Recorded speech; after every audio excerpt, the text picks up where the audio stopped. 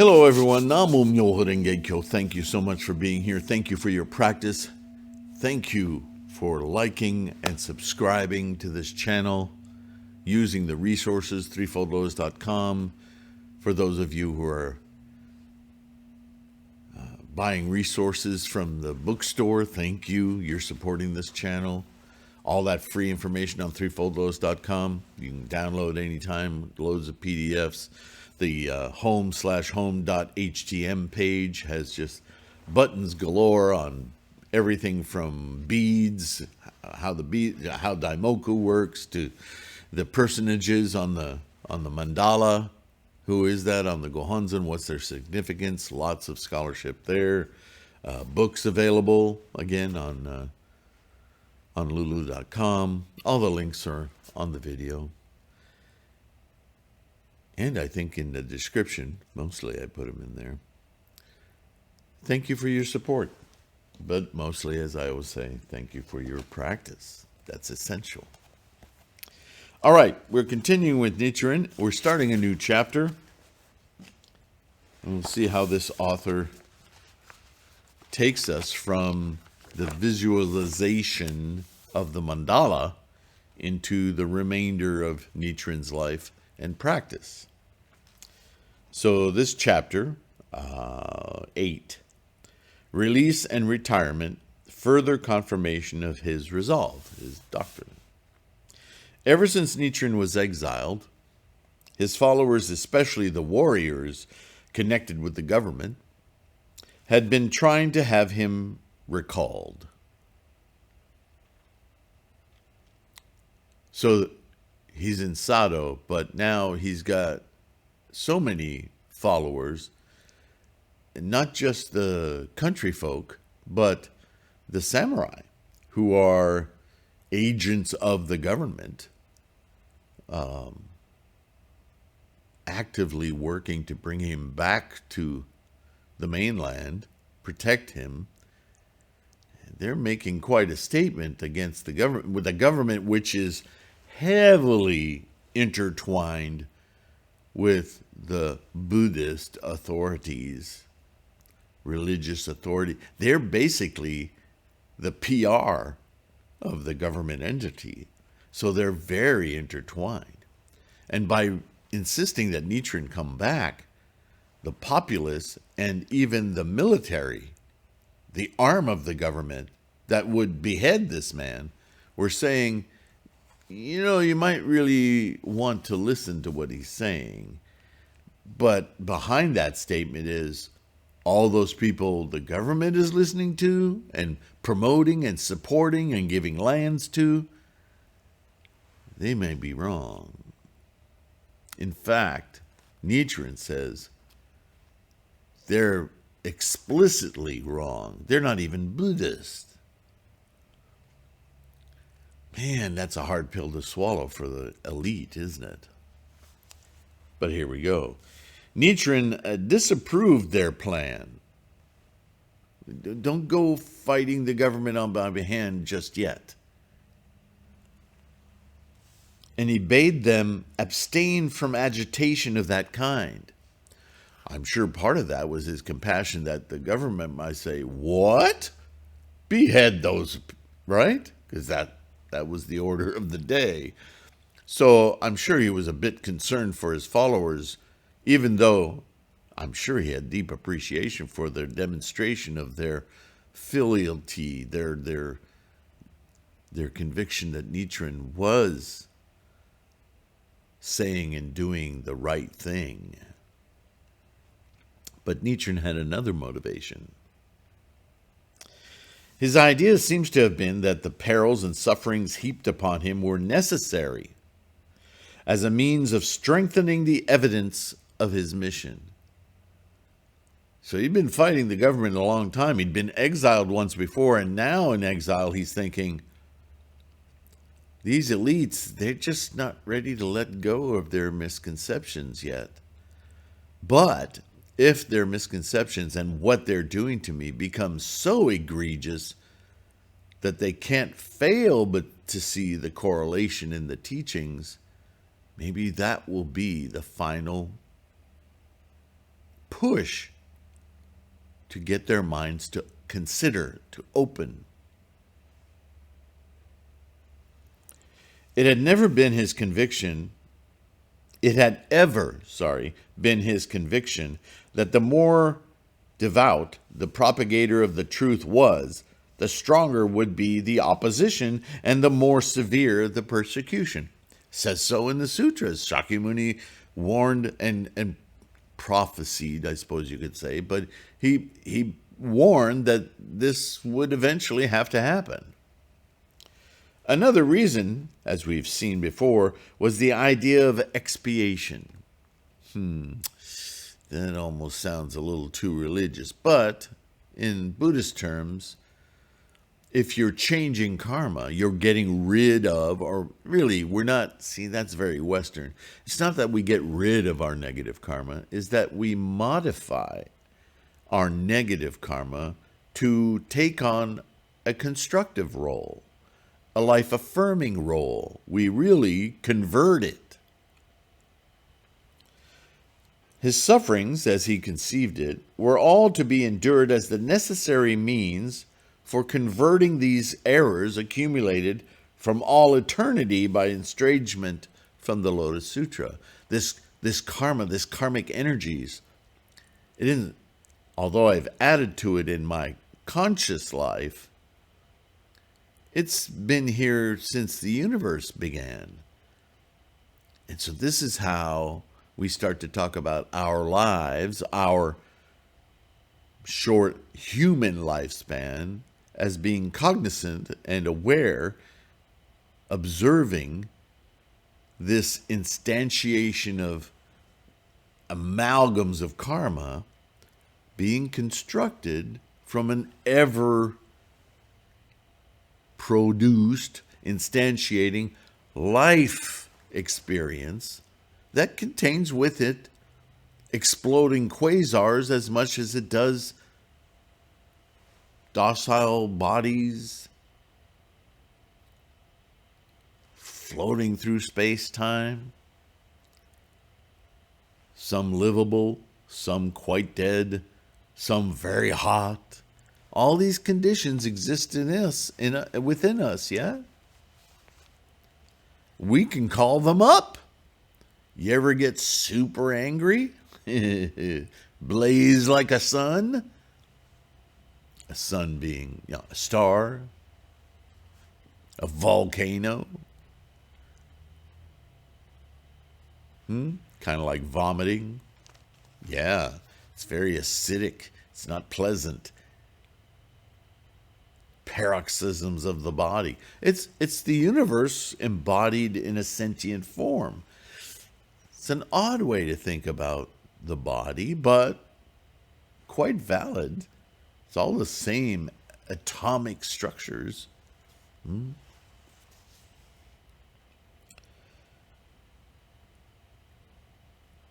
These subjective reasons for opposing efforts for his release were reinforced by an external consideration. All the steps taken by him up to that moment had been had for their end the conversion of the government, is what I was saying earlier, and the nation to his doctrine. He had done everything he could to bring this about, and finally he was sentenced to death. His return to the main island would be useless unless something new should happen to hasten the accomplishment of his ideals and ends. His release would be acceptable only in case the government authorities should recognize their errors of the measures they had taken toward him, and therefore open their minds to be converted to his doctrine, Nichiren's elucidations of Shakyamuni's true teachings, not the abortions of thought that were going on at the time. Quote, "I shall never return until they are willing to yield to my proposition." Judged from several of his own utterances, This seems to have been his determination. In this frame of mind, Nichiren was watching current events and looking for the possible repentance, the possible recognition of the government, recognition of their acts and how it relates to Buddhism. What he especially desired was the fulfillment of his prophecies, his interpretation of Shakyamuni's statements coming about in this age, that the approaching dangers from internal disturbances and foreign invasions, right? The Mongols were threatening all the time. It's like they're still not getting it. If they keep behaving this abhorrent way by crapping all over Shakyamuni's teachings, eventually we're going to get invaded. We're going to be in such disarray that opposing for Kublai Khan, who's not one to shy away from taking what you think is yours, will see Japan as ripe for his land grab. Yeah, he's already gone through half of China. Why not grab Japan while he's at it? We're closer to him than a lot of southern and western China is, so why not just hop over here and take over we pathetic lost souls? Yeah.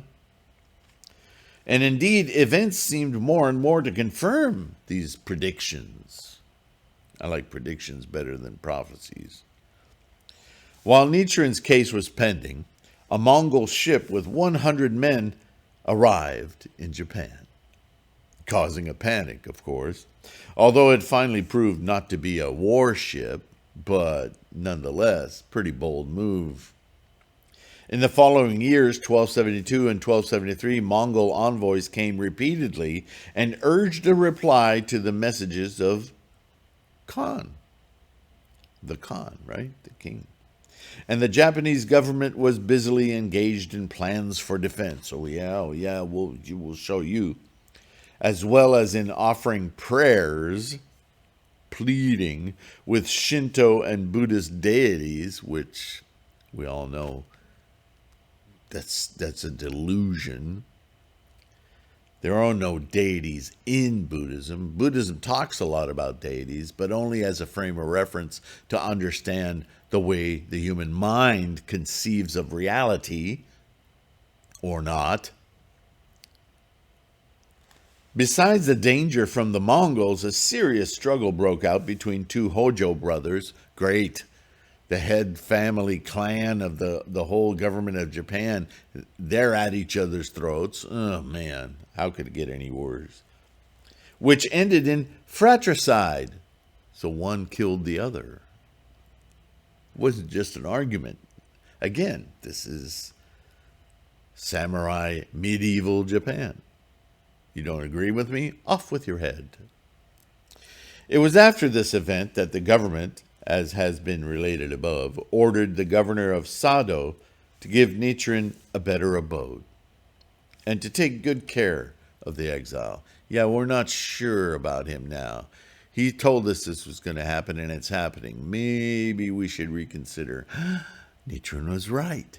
They might finally break. Nichiren regarded these occurrences as a sign of his success, of course.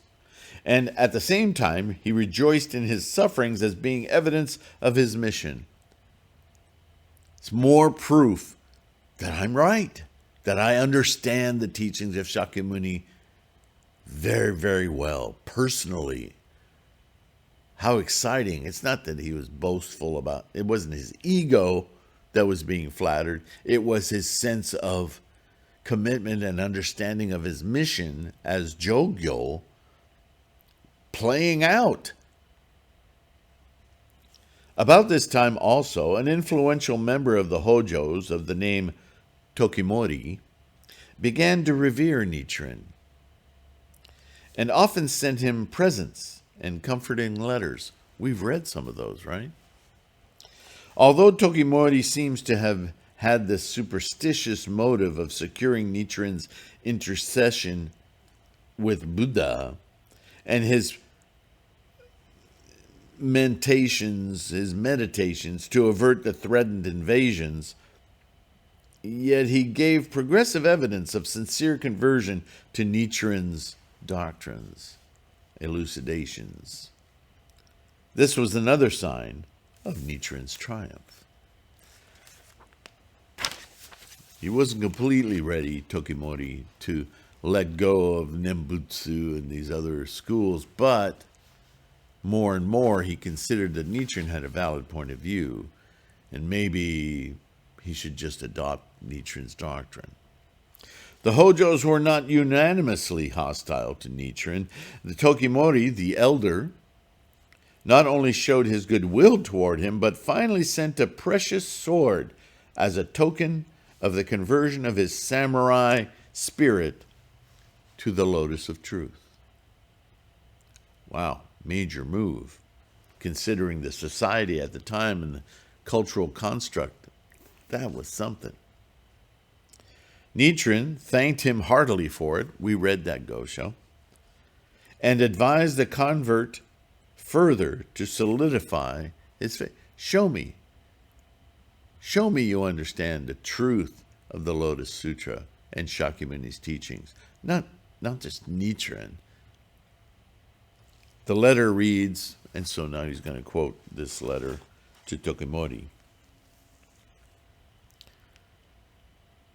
Nichiren, there's that I thing, but Nichiren, am perhaps the most intractable man in Japan. You're not going to change my mind. I know the truth, and the more evidence amounts convinces me that I know this truth. I warned you that all manner of disasters would take place because you worshipped Amida, right, Nembutsu, Dainichi, and those Buddhas whom you held dearer than your parents and more precious than your sovereign, and that you were destined in this world to ruin yourselves and cause the fall of the country, and in the future life to sink into the nethermost hell, the future life being the resultant cause of all this stupidity is that you're going to live your life out in utter suffering.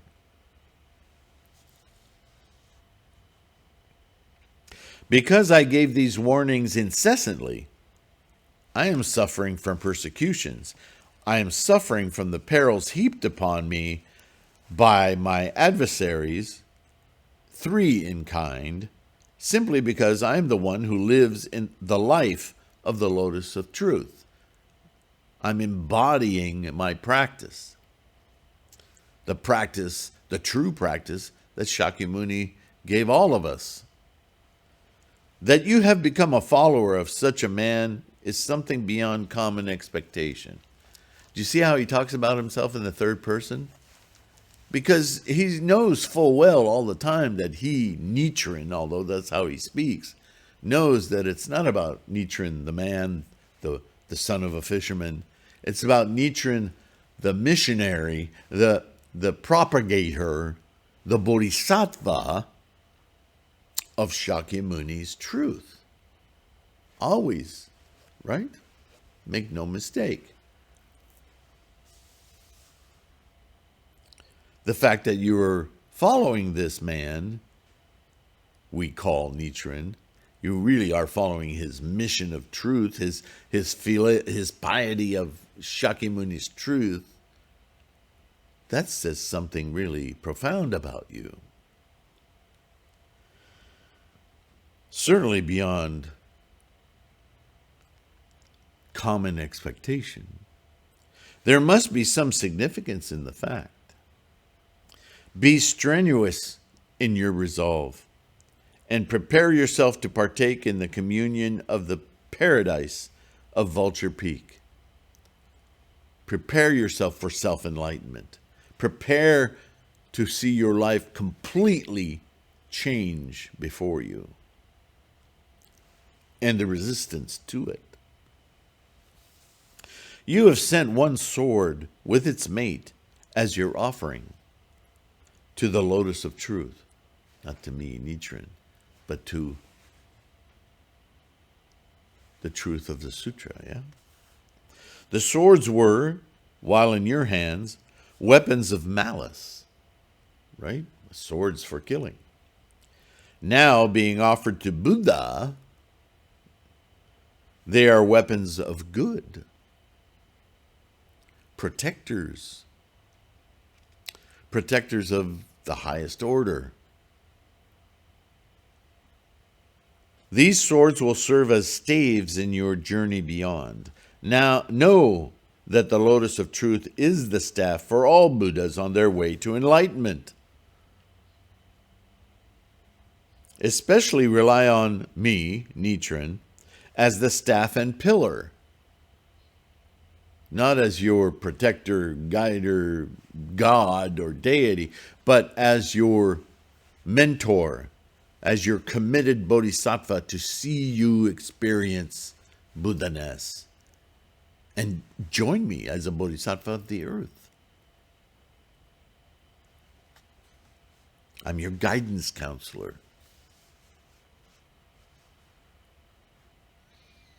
The sacred title will be your guidance and support on the journey after you leave this life of government, samurai, identification, and enter your life of Buddha-ness. Not the death itself of your life, but that may be how, the Bushido code, that every day has been is a death. But you live the next day. So that death is a conceptual thing. Moving on. The Buddhas, Tahoe and Shakyamuni, as well as the 4 chief bodhisattvas, will surely lead you by the hand. See, it didn't say me, Nichiren, one of the leaders. Although he identifies with that, he's not confusing the two. If I should be there before you, I also will not fail to welcome you. I cannot say all I have to say in this letter. Put your resolve and confidence in all the deities, the guardians of the truth. March indefatigably on in the way of commitment and resolve to Buddha-ness. And reach your final destiny, enlightenment. Tell your ladies also of all of this. I know you're a samurai and women are just toys to play with, but let them know what you're doing. Be a bodhisattva to them. I won't say it that way because that might offend you, but tell your ladies also of this. Sincerely, in deep respect. So the author continues. This letter is indeed significant as evincing Nichiren's affection for a member of the Hojos, and as a sign that they were inclining more toward his doctrine. It's dated the 21st of the second month, March 30th, 1274, just when the sentence of release was on the way to Sato. He didn't know that they decided to release him, but evidently Tokimori and others in the ruling clan had mollified their position and no longer saw Nichiren as a threat to what they believed, but perhaps as a possible advisor, at least another point of view that they could entertain, if not the sole way to go. Nichiren had made a lot of points surviving, but he hadn't fully realized the conversion of Japan. However, well on its way, quite an accomplishment, yeah? So the author continues, Nichiren had in various ways inspired awe in the Hojos just by surviving. And their own troubles caused them to think again of the exile who had spoken like a prophet. Seems like he knew this would be happening. And whose predictions seemed to have been having their fulfillment. That made them think deeply that they might have too hastily gotten rid of him. But to Nichiren's way of thinking and justification, they had to get to this brink in order to consider.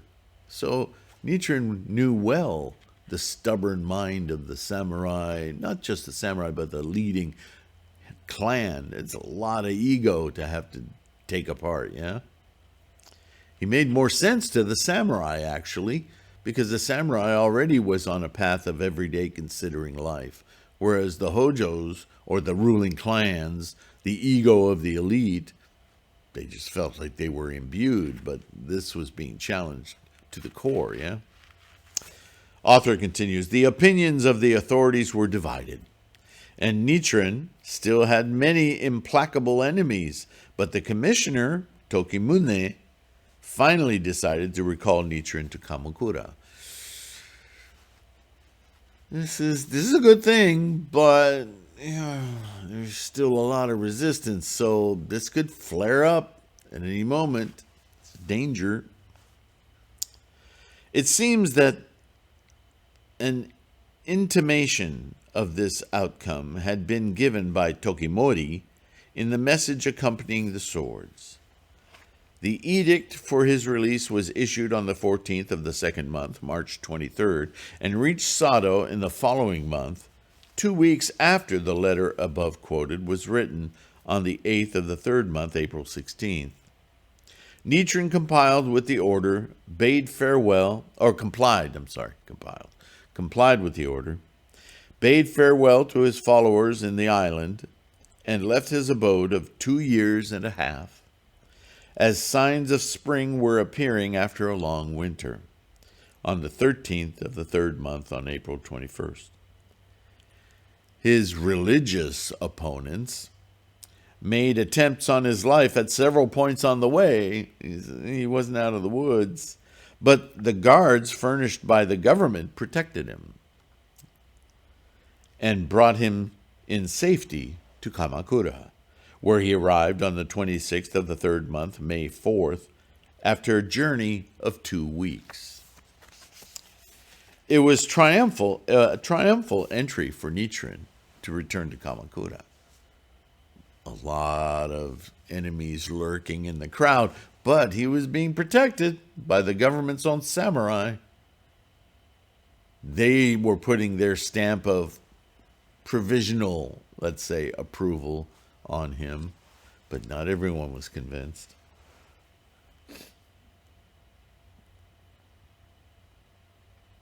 Not only did his old disciples and followers rejoice over the fulfillment of their long-cherished hope, but the government circles seemed to listen to Nichiren. Now we're interested in what you have to say, and to seek his advice about the measures to be taken in view of the threatened Mongol invasion.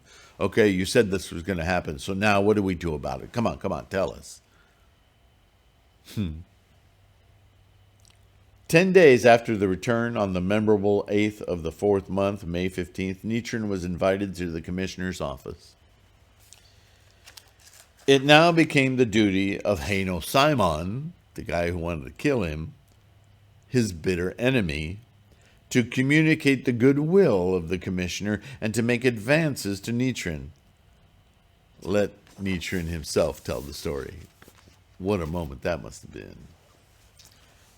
Quoting Nichiren, all of them received me courteously, something quite different from their former attitude. Some asked me questions about Amita Buddha, others about the Shingon mysteries, and others, again, about Zen. Heino Simon himself put questions concerning the efficacy of the teachings current before the revelation of the Lotus. I replied to them all by citing the text itself, Shakyamuni's words. Heino Simon, on behalf of His Excellence, the Commissioner, asked me when the Mongols would come over. I answered that they were to be expected within this year. And he goes on, right?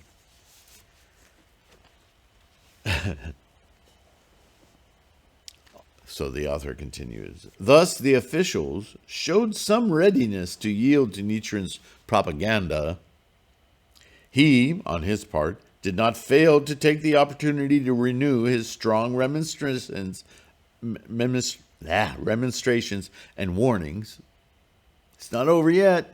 Just because you brought me back to town doesn't mean you're all protected. I'm just a missionary, you know? You still have to change your minds. His attitude was as aggressive as ever, and he showed no disposition to compromise. Just because you let me back doesn't mean I'm going, okay, you guys. No. I'm going to stand on my principles. Because they're not my principles, they're Shakyamuni's principles, and I know them to be true. So there's no backing off here. Nothing would do but that the nation as a whole should at once adopt his doctrines of Shakyamuni's teachings, while all other religions should be prohibited. In other words, behead this snake of illusions and contortions of Shakyamuni's words. They're all wrong. They're false. This is what got you to this place, this desperate place of invasion. Shut them all up. By government decree, announce them to be false teachings, that they no longer be followed. People will still follow them, but you can take the responsibility as the leaders of the country to tell the citizenry that's not the way to go anymore. That the true teachings of the Lotus are the path for the country, for each individual, for enlightenment. But enlightenment doesn't seem to be enough of a carrot. Tell them it's the truth and that they practice this way, or else people will follow. That's what we have in Japan, in medieval Japan. We have a dictatorship, tremendous authoritarianship. It can be used, at least, for a good result, rather than just oppression and mysticism. That needs to happen in order for people to understand. And then over time, things will change, yes? And that their leaders should be severely punished, because nothing convinces like a good beating. He commented on the many wrongs done by the Hojo government. He didn't back off. Not only to himself, but to the religion of Buddha and to the country. Because it was an offense what was being done to Shakyamuni's teachings by the Nembutsu and the Zen and the Shingon, right? Nichiren retired from the palace, and the government was put in a serious dilemma, whether to comply with the demands of the intransigent prophet or to ignore him. Are we really going to do as Nichiren says? Really? Well, I think we should. Well, I don't see why we should, right? The two sides arguing still. Either course seemed to them not only unwise, but impracticable. We shouldn't be too hasty. People will see us as this or that, or right? Finally, they adopted a compromise, of course, and offered the prophet a great donation, together with high ecclesiastical rank and a public grant for his propaganda. We'll just set him up. That'll be good. We'll set him up. He'll have his own temple, his own land, and we'll give him a grant so he can proselytize all he wants. But we're not going to turn our backs on the people we've been working with for centuries. Let's just, as a manner of apology, we don't even have to apologize.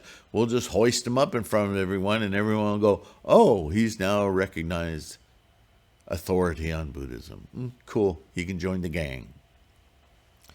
Although the document embodying these proposals, which is preserved by the Nichirenites, is certainly not authentic, there is little doubt that the authorities wished to see Nichiren's polemics subdued, and to have him join in the meditations for the repulse of the Mongol invaders. So they wanted to entreat him, but this document that offered him all these assurances and profits and land and all, there's reason to believe that that was a rumor encapsulated in a document that was fabricated. History's muddy, yeah? Naturally, the prophet would hear of no compromise, but persisted in his demands. While the question of Nichiren's propaganda was being discussed, the government gave fresh evidence that it had been undergone no change of heart, but put its confidence, as before, in the Shingon mysteries. Point your hands this way and make all these magic spells. And because, the burden of proof is gone when we do that stuff. We can look like we're doing something important, but nobody has any expectations because it's magic after all. Nichiren, the way he talks, will be expected to affect a change. And what if we don't? We'll look stupid. We'll be embarrassed. No, we can't do what Nichiren says. It's too dangerous. That kind of thinking goes on today, doesn't it?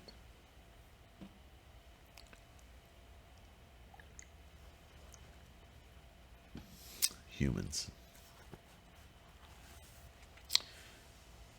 It was a time of a long drought, and the authorities called on other Buddhists to pray for rain, as was customary, at the time anyway. Nichiren was very indignant. Gosh, why won't you people?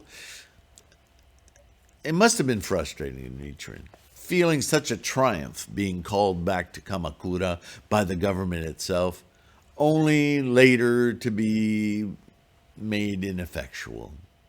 They didn't really change all that much. Some of them did, but not enough to represent the government authority.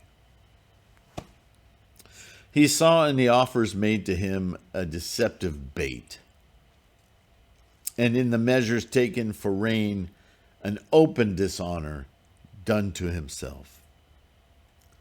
It's kind of like when I've experienced this in corporate America.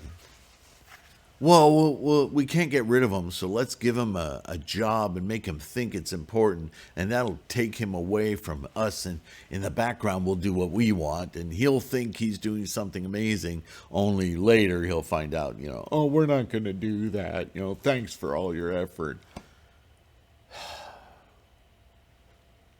A deception, yeah? He protested again and again, but the government always vacillated. Okay, yeah, good idea, Nichiren. Okay, we'll get back to you.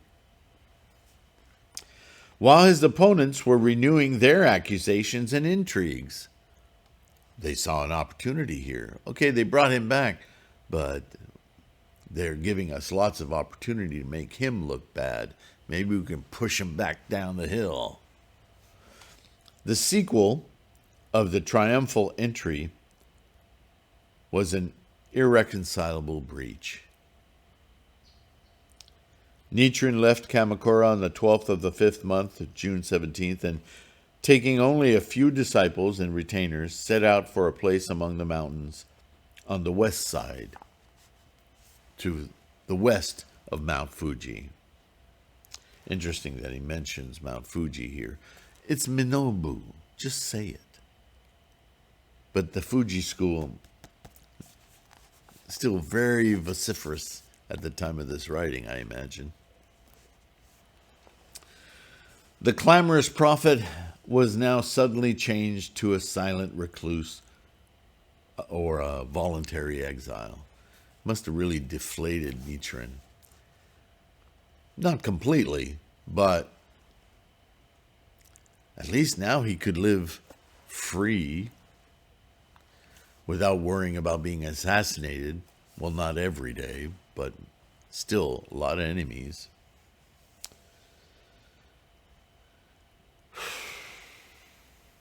"5 days' journey brought him to his new abode, and the local chief of the place, Lord Hakiri, one of his warrior followers, welcomed him. So at least he had enough powerful followers, powerful socially, governmentally, that he could rely on some degree of protection, yeah. A little hut was built in a deep valley in the midst of high peaks. Quite idyllic, I imagine. And there the recluse began his new life with a few of his beloved disciples. His own little kind of temple grounds. Not as opulent as a temple, of course, a little hut by definition. This place, called Minobu, became Nichiren's home for the last 8 years of his life. And, as we shall see later, he regarded it as a paradise on earth because of his residence there. His sense of security and proselytizing, now freely done without oppression, pretty much. Even though he hadn't succeeded in converting the entire government, he had modified it and mollified it quite a lot. So it wasn't all a non-success. It just wasn't the success he was hoping for. But still, an unmitigated success. They tried to kill him a couple of times. And now they were not only leaving him alone pretty much, but also more than tolerating him, allowing him to proselytize, right? The change was perhaps quite unexpected, even to his intimate followers, but was a premeditated plan on the part of Nichiren.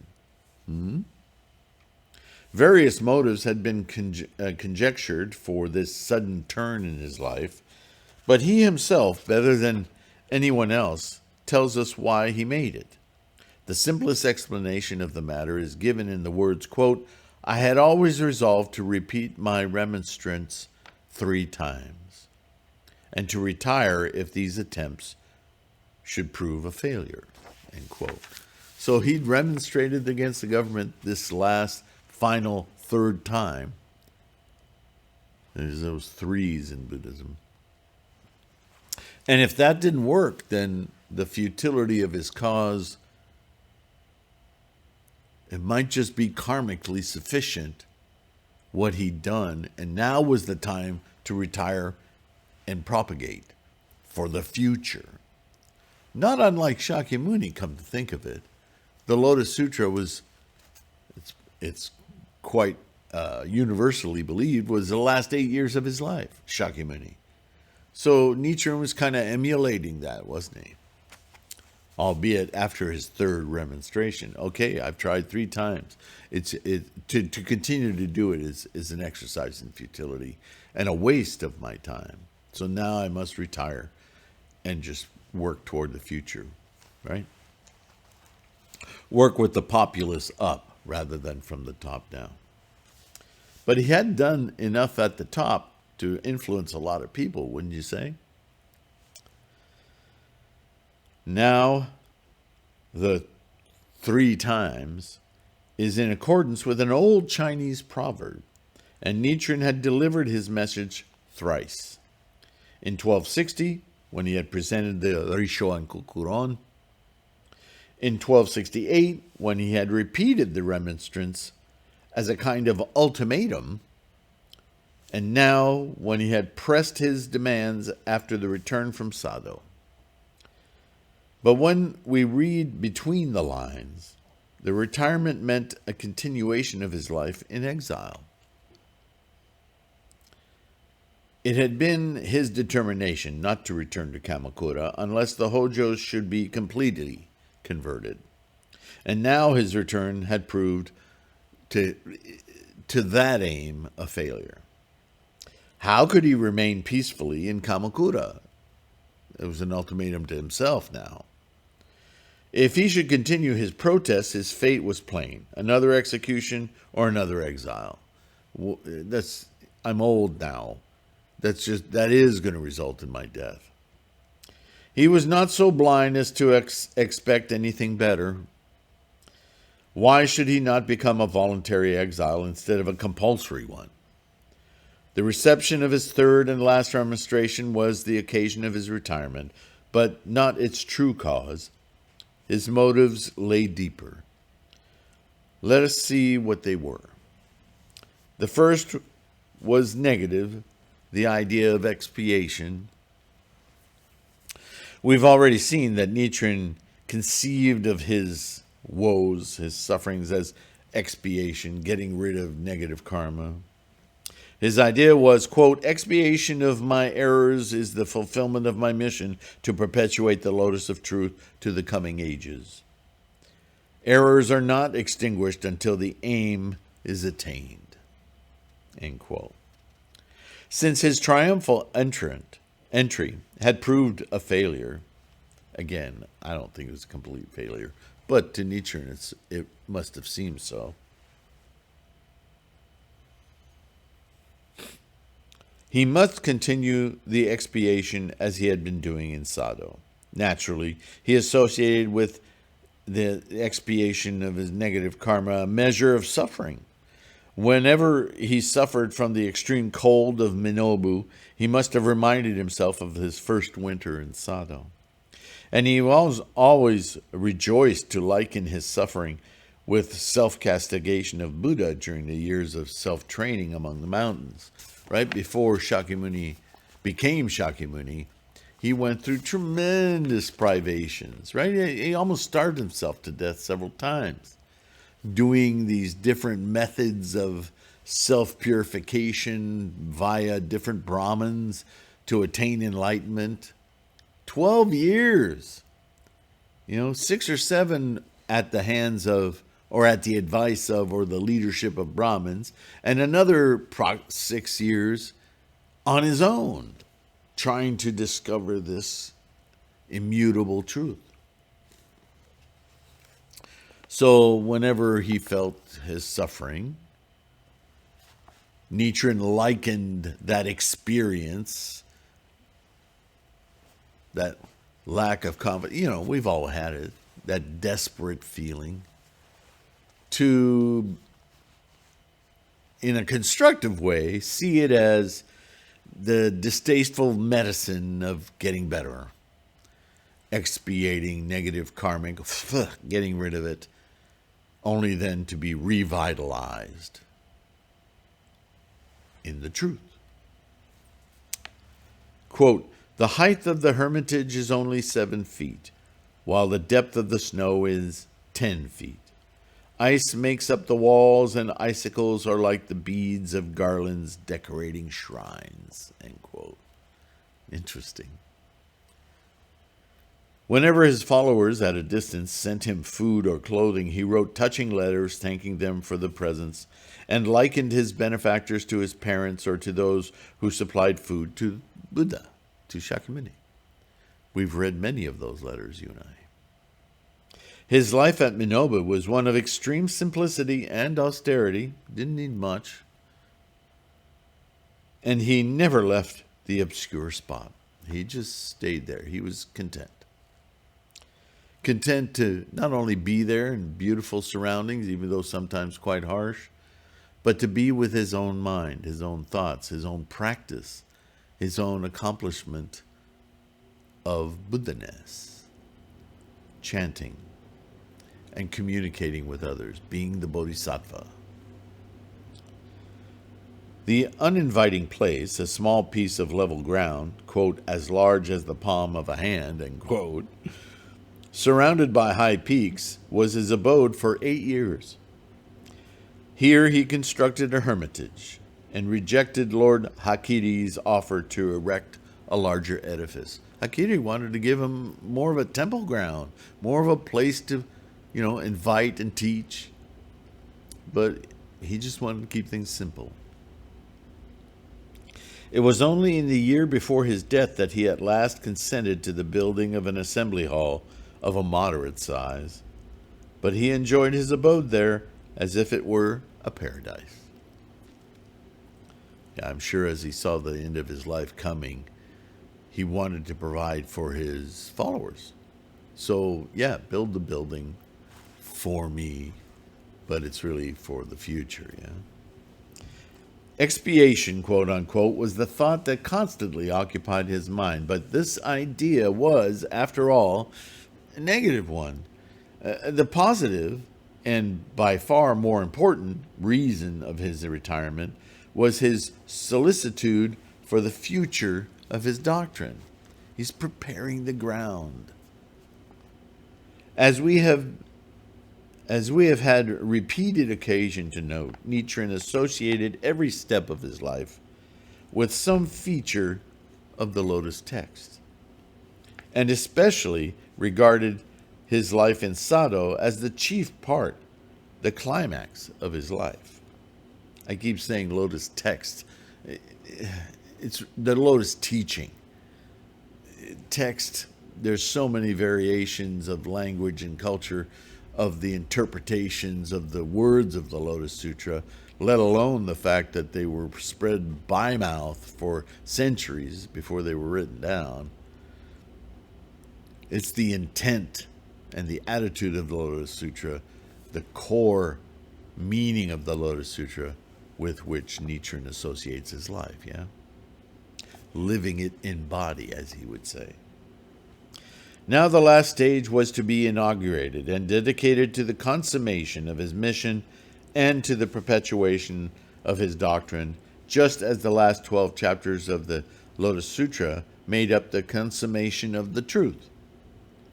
He had proclaimed the sacred title at the outset of his ministry. He had furnished the mandala of focus and spiritual introspection to open the Gohanzon by the graphic representation of the supreme experience. One thing alone remained: to prepare for or establish the central seat of his teaching, his doctrine, his bodhisattva mission. These three instruments of his propaganda were called the Three Mysteries, although there are some allusions to them in his writings before this time. Nichiren proclaimed this trinity for the first time in the first essay written after his retirement. This treatise is dated the 24th of the first month, or 5th month, June 24th, just a week after his arrival at Minobu. The great plan, which he had long been meditating, and the motive which led him to retire from the present world and to work for the future, was the establishment of the Kaidan, or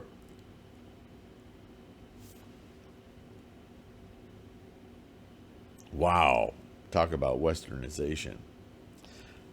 I'm going to skip that part because it's totally inappropriate. In the essay just referred to, he says, quote, Nichiren's words, "What then is that mystery which Nagarjuna, Vasubandhu, Tendai, and Dengyo have not revealed during the more than 2,000 years since the Buddha's decease?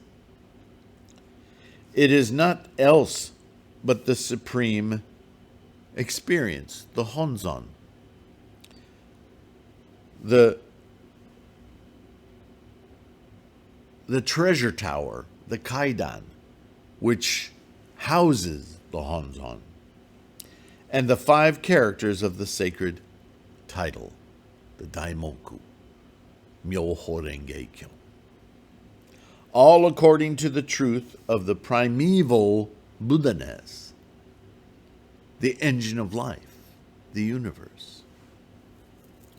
Behold the tribulations and commotions coming up one upon another.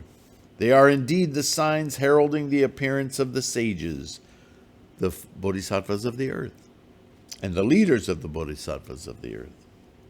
They will appear and establish the 3 gateways to the truth of the primeval experience, supreme experience of Buddhahood. Then, throughout the 4 heavens and the 4 quarters will prevail universally the lotus of the perfect truth. Can there be any doubt about this?" And that's the end of that chapter. Next chapter, 9, a paradise on earth, and the Kaidan, the place, the treasure tower, the place that houses that you might say stupa, right? But it's our embodiment of Buddha-ness, the three bodies of Buddha. We'll continue with the next chapter in the next video. Sorry this one ran a little long, but I thought it was worth completing. Thank you. Thank you for liking and subscribing. Once again, I appeal to you to do so. It helps grow this Sangha and help others to find their way to Buddhism. With deep appreciation, please take care of your health. Keep your practice strong. And I'll see you in the next one. Okay? Bye for now.